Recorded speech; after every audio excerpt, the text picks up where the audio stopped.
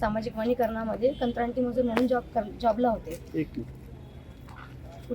हो हो. माझे वडील रमाशंकर राममनोहर शुक्ला राहणार पुसल, त्यांनी कंत्राटी वनमजूर म्हणून आपले सामाजिक वनीकरणामध्ये जॉबला होते. पण काही रिसेशनमध्ये 3339 कर्मचाऱ्यांना मंदीमध्ये कमी करण्यात आलं होतं.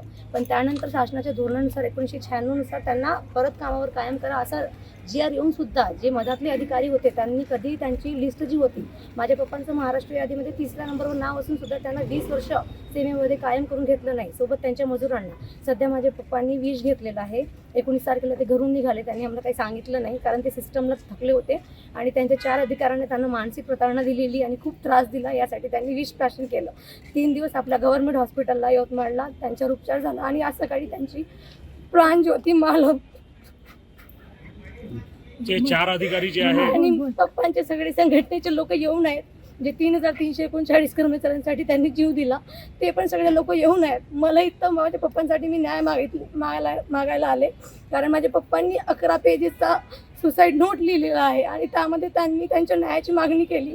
त्यांनी माझ्यावर एक जिम्मेदारी सोपवली की बेटा मला मुलगा नाही पण माझ्या कर्मचाऱ्यांतून न्याय मिळवून दे आणि कलेक्टर ऑफिसला माझी बॉडी घेऊन जा.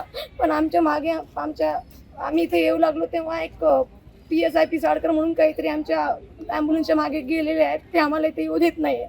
माझी तुमच्या सगळ्यांना हात जोडून विनंती आहे की माझी DM सरांशी भेट करून द्या आणि माझ्या पप्पांची बॉडी इथं घेऊन या.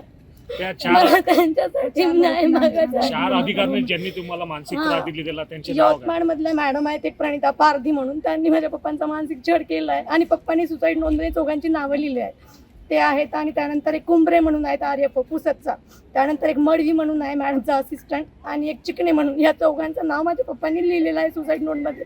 मला न्याय हवा आहे सर, मला भाव नाही आहे. बाबा बाबा साहेब मी उमरगड वनपरिस्थिती उमरगडमध्ये काम करतो म्हणलं.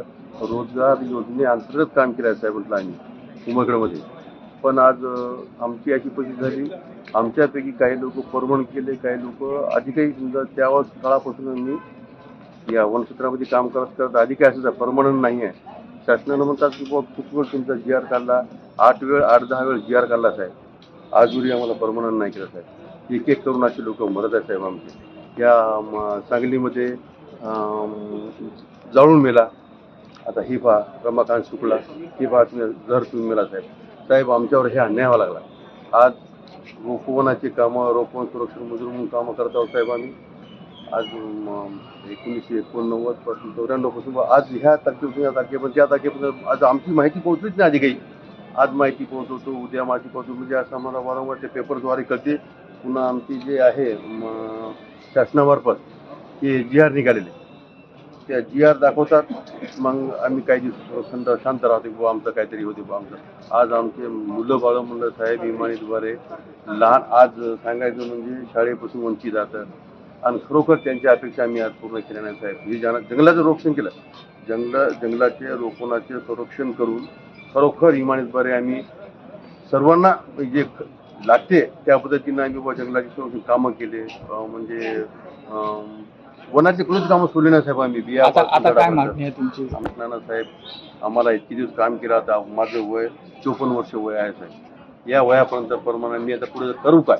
आणि शासनानं 8-10 GR काढले आहे साहेब. यांनी आम्हाला परमानंट करायला पाहिजे साहेब. बस शेवटची इच्छा आहे साहेब. आम्ही त्यात एक करून असं मरायचं काम येणार आहे साहेब आम्हाला. हे माणसं त्याच्या पुढे काही नाही साहेब.